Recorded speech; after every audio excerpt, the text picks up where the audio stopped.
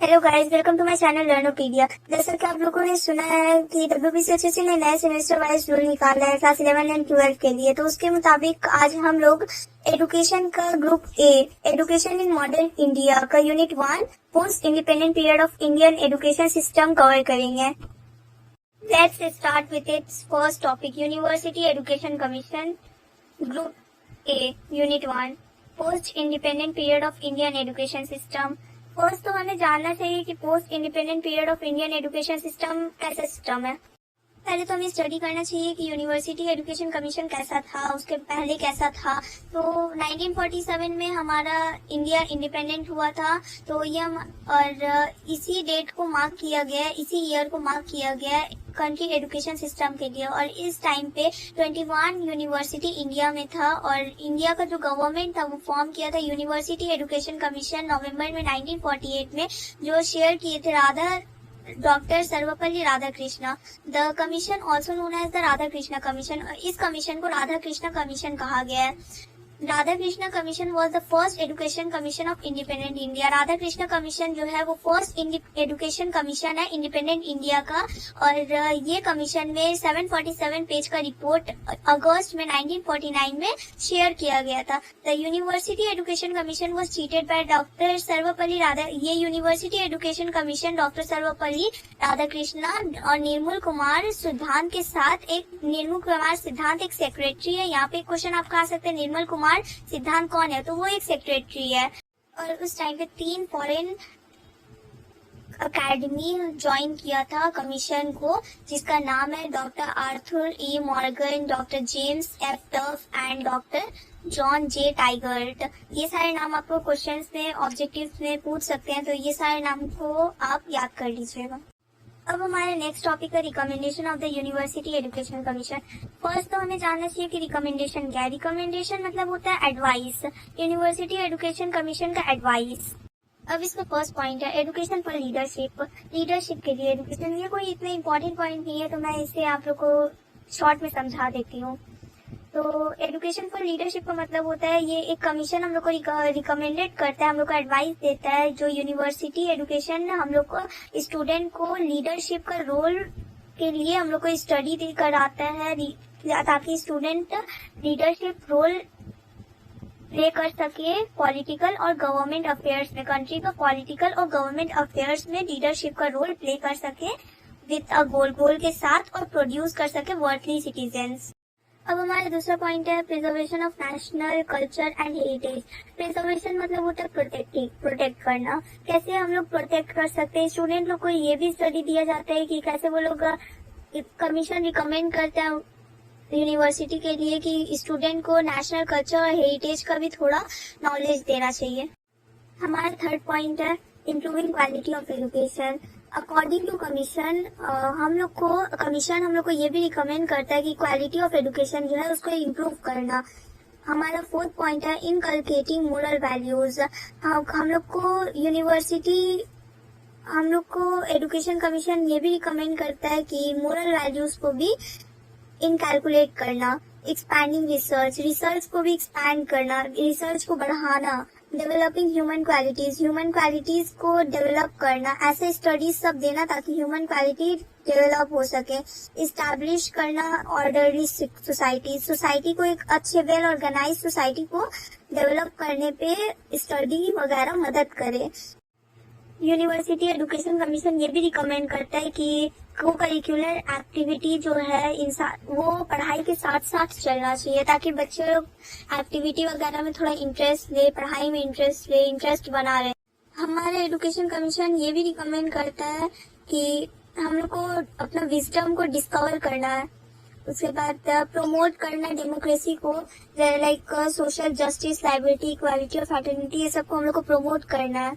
University education commission ये भी recommend करता है कि स्टूडेंट को उनके पास्ट के बारे में, ह्यूमन सिविलाइजेशन के बारे में, हिस्ट्री वगैरह का भी नॉलेज देना चाहिए, एग्रीकल्चर का भी नॉलेज देना चाहिए।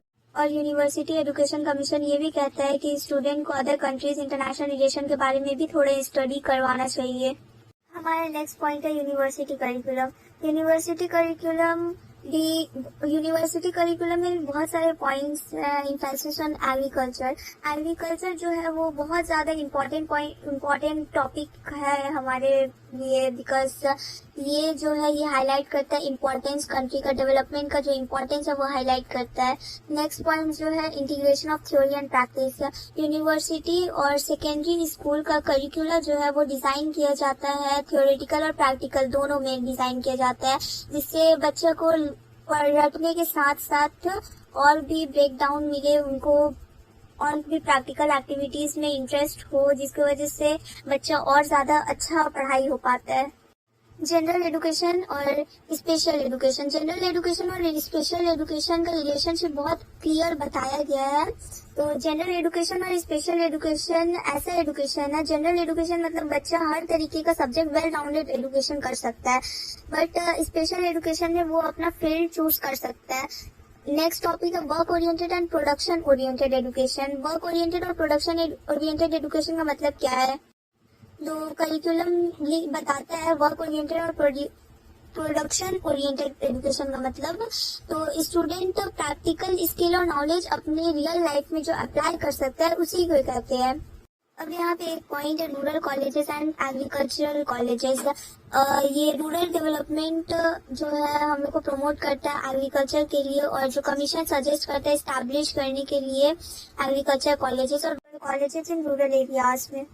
अब हमारा नेक्स्ट टॉपिक है general education and vocational education. University education commission दो करिकुलम के बारे में बताया, एक जनरल एजुकेशन और एक वोकेशनल एजुकेशन के बारे में, तो हमें दोनों को पढ़ना पड़ेगा, जनरल एजुकेशन और वोकेशनल एजुकेशन के बारे में। अब हमारा नेक्स्ट टॉपिक है जनरल एजुकेशन। जनरल एजुकेशन में दो पॉइंट है। The duration of school education will be 12 year. General education में जो हम लोग का स्कूल एजुकेशन है, ड्यूरेशन है स्कूल एजुकेशन का, वो 12 ईयर्स का है। Successful student at the school level can gain admission to art और साइंस डिपार्टमेंट इन कॉलेजेस। जो सक्सेसफुल स्टूडेंट होता है स्कूल लेवल का, वो लोग का एडमिशन कराता है आर्ट्स और साइंस डिपार्टमेंट में कॉलेजेस में।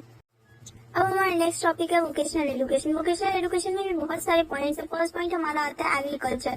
Agriculture should be given priority in primary, secondary and higher education as part of the national economic plan. Agriculture के बारे में भी हमें प्राइमरी, सेकेंडरी और हायर एजुकेशन में पढ़ाया जाता है, क्योंकि ये हमारा नेशनल इकोनॉमिक प्लान है।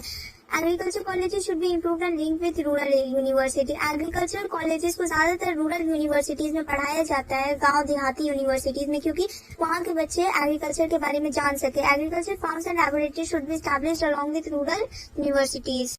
यहाँ पे एग्रीकल्चरल फार्म्स एंड और लैबोरेटरी को एस्टैब्लिश किया गया रूरल यूनिवर्सिटीज में, क्योंकि वहाँ के बच्चे अच्छी तरीके से जान रहे एग्रीकल्चर के बारे में। अब हमारा नेक्स्ट टॉपिक है कॉमर्स। कॉमर्स मैं आपको एक्सप्लेन करती हूँ कॉमर्स के बारे में। तो कॉमर्स एक फील्ड है जहाँ जैसे आर्ट साइंस और होता है, वैसे कॉमर्स भी एक फील्ड है जो स्टूडेंट आफ्टर 12 लेते हैं।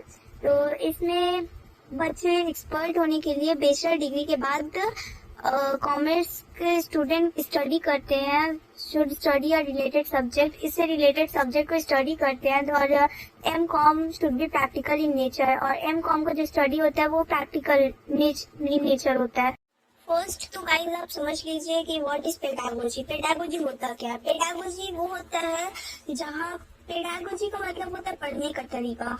तो पेडागोजी इजी और कॉम्पिटेबल और फ्लेक्सिबल, इजी तब होता है लोकल एरिया में जब वो थियोरेटिकल हो, मतलब थ्योरी हो उसका। और हम लोग थियोरेटिकल नॉलेज बहुत ज्यादा मतलब फ्रूटफुल होता है अच्छे रियल में अरेना में, मतलब लोकल एरिया में हम लोग प्रैक्टिकल नहीं दे पाते किसी जगह पे। प्रैक्टिकल एजुकेशन के लिए जरूरी होता है एक स्कूल जो हेल्प करता है बच्चा लोग का, लेकिन हम जो लोकल एरिया होता है वहाँ पे एक बेस्ट स्कूल हम लोग नहीं अरेंज कर पाते हैं। स्टूडेंट के लिए जरूरी होता है, बट क्या कर सकते हैं, कोई रूरल एरियाज वगैरह में नहीं होता है, तो वहाँ पे थियोरेटिकल नॉलेज दिया जाता है। वहाँ पे जो प्रोफेसर लोग को अरेंज किया जाता है ट्रेनिंग के लिए कॉलेजेस में, वो लोग को पहले एक्सपीरियंस करने के लिए टीचर बनाया जाता है स्कूल में, तो फिर वो लोग को प्रोफेसर के लिए यहाँ पे हायर किया जाता है। नेक्स्ट पॉइंट है हमारा लॉ। स्टूडेंट कंप्लीट करता है अपना 3 इयर्स का ग्रेजुएट लेवल जो लॉ का कोर्स रहता है वो कंप्लीट करता है एजुकेशन से, लॉ एजुकेशन से। Law education will be under the control of the university. Law education जो होता है वो यूनिवर्सिटी के कंट्रोल में होता है। जितना भी स्टूडेंट काम करता है, जितना भी स्टूडेंट रहता है लॉ का, वो लोग को फर्स्ट पहले लॉयर के अंडर में काम करना पड़ता है 1 ईयर के एज ए इंटर्नशिप। उसके बाद देन वो लोग कोई लॉयर बन सकता है। अच्छा, फर्स्ट उनको इंटर्नशिप करना it's very important for lawyer students. अब हमारा नेक्स्ट पॉइंट है engineering and technology. Engineering and technology क्या है, जो नंबर ऑफ इंजीनियरिंग स्कूल वो बहुत ज्यादा बढ़ा दिया गया है उनका लेवल्स, और जो फर्स्ट ईयर का जो सिलेबस रहता है इंजीनियरिंग का वो सारे ब्रांचेस में इंजीनियरिंग का सेम रहता है। सारे इंजीनियरिंग का जितना ये ब्रांचेस का फर्स्ट ईयर जो सिलेबस रहता है वो सब सेम रहता है। कॉलेजिएट एजुकेशन को ये लोग वर्क एक्सपीरियंस अपॉर्चुनिटीज बनाया है। जैसे लॉ एजुकेशन में मैंने आप लोगों को बताया था कि लॉ में लॉयर के अंडर ये लोग 1 ईयर का एज ए इंटर्नशिप ये लोग काम करते हैं। वैसे ये लोग का जो कॉलेजिएट का जो ईयर रहता है, कॉलेज का जो ईयर में ये लोग जो काम करते हैं वो लोग का एक्सपीरियंस अपॉर्चुनिटीज हो जाता है। और ये लोग का जो रिसर्च सेंटर है ये लोग को स्टैब्लिश किया गया है इम्प्रूव करने के लिए, इंजीनियरिंग एजुकेशन को इम्प्रूव करने के लिए रिसर्च सेंटर को स्टैब्लिश किया गया है। अब हमारा नेक्स्ट पॉइंट है मेडिकल साइंस। मेडिकल साइंस एक ऐसा डिपार्टमेंट है जहाँ स्टूडेंट के लिए टीचिंग से अटैच रहता है हॉस्पिटल। वो लोग पढ़ते भी जाते हैं हॉस्पिटल में एज ए इंटर्नशिप, वो लोग काम भी करते जाते हैं। प्रैक्टिकल, थ्योरी प्लस प्रैक्टिकल दोनों होता है। Emphasis should be placed on nursing. कुछ नर्सिंग वगैरह में होता है। और maximum number of student college का अटैच रहता है हॉस्पिटल से। जैसे 100 स्टूडेंट अगर हॉस्पिटल से अटैच रहता है मेडिकल कॉलेजेस का, तो कुछ स्टूडेंट्स जैसे 100 बच्चा मेडिकल कॉलेजेस में अटैच रहता है तो each student will have 10 patient beds. हर एक स्टूडेंट के पास 10 पेशेंट बेड्स रहता है। और हमारा नेक्स्ट पॉइंट है provision should be made to teach the history of herbal medicine. कुछ स्टूडेंट हर्बल मेडिसिन में काम करते हैं जो फर्स्ट डिग्री कोर्सेज होता है मेडिसिन का, इंडियन मेथड्स का पहला डिग्री कोर्सेज होता है। फिर better colleges will have only, better colleges सिर्फ उन्हीं को मिलता है जो पोस्ट ग्रेजुएट लेवल तक पढ़े हुए होते हैं। तो हमारा नेक्स्ट पॉइंट है quality of education. Quality of education में भी 5 पॉइंट है। तो क्वालिटी ऑफ एजुकेशन का फर्स्ट पॉइंट है एडमिशन टू यूनिवर्सिटीज। तो एडमिशन यूनिवर्सिटीज में कब मिलता है, कैसे मिलता है, तो स्टूडेंट जब क्वालिफाई हो जाता है क्लास 12 जब वो लोग का कंप्लीट हो जाता है तो वो लोग को एडमिशन मिलता है यूनिवर्सिटीज में। बट वो लोग को डायरेक्टली एडमिशन नहीं मिलता, वो लोग को एक एंट्रेंस वगैरह निकालना पड़ता है, देन उन लोग को एडमिशन मिलता है यूनिवर्सिटीज में। फिर सेकेंड पॉइंट हमारा है student intake. The number of student in colleges shall not exceed 1500। Number of student जो होता है कॉलेजेस का वो लोग 1500 नहीं होता है। The university should not take more than 3000 student.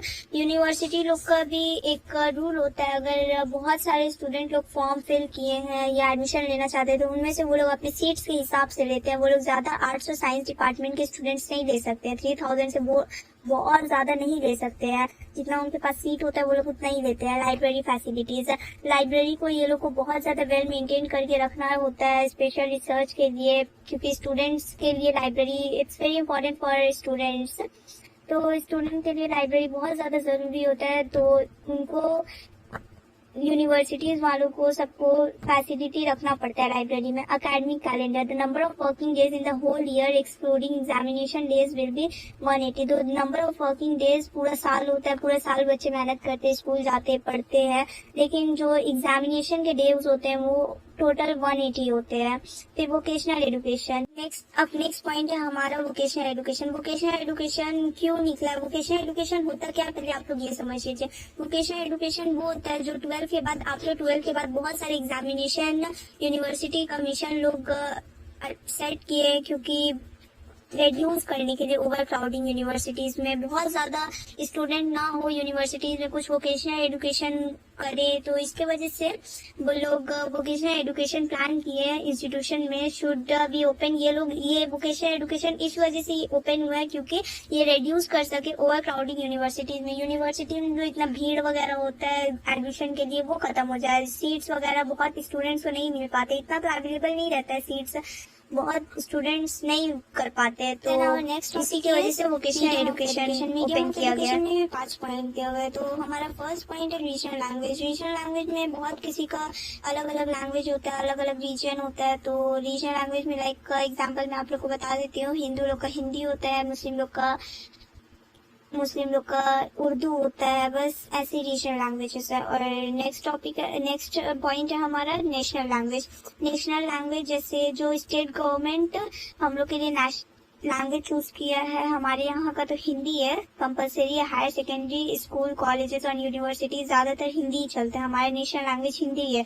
और medium of instruction any Indian language, कोई भी इंडियन लैंग्वेज जो हम लोग अडॉप्ट कर रहे हैं अभी तो फिलहाल हम लोग इंग्लिश अडॉप्ट करें as the medium of higher education से हम लोग इंग्लिश अडॉप्ट करते हैं। तो ये हमारा मीडियम ऑफ इंस्ट्रक्शन हुआ। अब ये आता है, ये आपका इम्पोर्टेंट पॉइंट है, ट्रिलिंगुअल अप्रोच। आप लोग का ज्यादातर ऑब्जेक्टिव वगैरह में पूछा जाएगा how many languages in trilingual approach, कितना लैंग्वेज है ट्रिलिंगुअल अप्रोच में, कौन कौन सा है। तो आप लोगों से ये क्वेश्चन किया जा सकता है कि आप लोगों से ये क्वेश्चन किया जाएगा। ट्रिलिंगुअल अप्रोच में 3 लैंग्वेज है, मदर टंग और रीजनल लैंग्वेज। मदर टंग और रीजनल लैंग्वेज क्या है, जो हम लोग बचपन से बोलते आ रहे हैं, जो हम लोग का रीजनल लैंग्वेज है, वही हम लोग का ऑलमोस्ट इंसान का वही मदर टंग भी होता है। सेकेंड है हमारे हिंदी लैंग्वेज। हिंदी लैंग्वेज मैंने आप लोगों को कहा था कि नेशनल लैंग्वेज वही आ जा रहा है आपका, एक medium of instruction English language. ये हम लोग ऐसे है स्टूडेंट्स है जिनको ये 3 लैंग्वेज आता है, और वो लैंग्वेज हम लोग अडॉप्ट करना चाहते हैं, वो लैंग्वेज हम लोग सीख रहे हैं। Emphasis on English, next point हमारा emphasis on English. Emphasis on English एक ऐसा नॉलेज है जो कमीशन हम लोग के लिए रखा है, इंग्लिश लैंग्वेज जो हम लोग को ट्रेनिंग देता है सेकेंडरी लेवल में और यूनिवर्सिटी लेवल में। देन हमारा 5 पॉइंट कंप्लीट हो गया है। तो हमारा नेक्स्ट टॉपिक है moral and religious education. Moral and religious education क्या, रिलीजियस ओरिएंटेशन हमारा फर्स्ट ये पॉइंट है। तो रिलीजियस ओरिएंटेशन में आता है वो रिलीजन स्टडीज जो हम लोग को रिलेटेड रहता है हम लोग को एजुकेशन से, बट हम लोग को कोई रिलीजियस कोई एक पर्टिकुलर सब्जेक्ट बनाकर हम लोग को नहीं पढ़ाया जाता है। बट लाइक आपको लोग एग्जांपल में आप लोग को दे देती हूँ, जैसे आप लोगों ने हिस्ट्री पढ़ा होगा या एजुकेशन पढ़ा होगा, वो सब में फॉर एग्जाम्पल आप लोगों ने हिस्ट्री पढ़ा होगा, उसमें बताया जाता है कि मुस्लिम लोगों के मीनारे हैं, ये मुस्लिम लोग ये पढ़ते हैं वो पढ़ते हैं। तो रिलीजन के बारे में भी हम लोग को स्टडी कराया जाता है, बट एक पर्टिकुलर सब्जेक्ट देख के हम लोग को स्टडी नहीं करवाया जाता है। सेकंड पॉइंट हमारा है मेडिटेशन स्टूडेंट्स के लिए जरूरी होता है, बिकॉज स्कूल और डेली वर्क स्टार्ट होने से पहले एक मेडिटेट साइलेंस और एक काम हम लोग को अपने माइंड में डालना चाहिए, जिसकी वजह से हम लोग का माइंड एकदम शांत रहता है, सुकून से हम लोग अपना टाइम काम कर सकते हैं, सब कुछ कर सकते हैं। और नेक्स्ट पॉइंट है हमारा religious studies curriculum. First year of जो डिग्री कोर्स होता है बायोग्राफीज का, वो बहुत सारे रिलीजियस लीडर अरेंज करता है मिलके फर्स्ट ईयर का। और जो सेकेंड ईयर का डिग्री कोर्सेज रहता है वो फोकस किया जाता है पैसेजेस में, वो सारा पैसेजेस में फोकस किया जाता है universal appeal from the world best scripture. World का जो बेस्ट स्क्रिप्टर का जो पैसेज होता है वो सब पैसेज में फोकस किया जाता है। और जो लास्ट थर्ड डिग्री कोर्स होता है वो मेन प्रॉब्लम है थियोलॉजी का, वो डिस्कस किया जाता है। हमारा फोर्थ पॉइंट है theoretical religious subject. Theoretical subject of religion should be presented in the syllabus of philosophy. Theoretical जो हम लोग का सब्जेक्ट होता है रिलीजन का, वो प्रेजेंट किया जाता है सिलेबस ऑफ फिलोसफी। फिलोसफी का जो सिलेबस होता है वो syllabus theoretical subject as a theoretical subject present किया जाता है फिलोसफी के सिलेबस में। आई होप गाइस आप लोगों को वीडियो पसंद आई होगी, तो इसे लाइक शेयर सब्सक्राइब करें।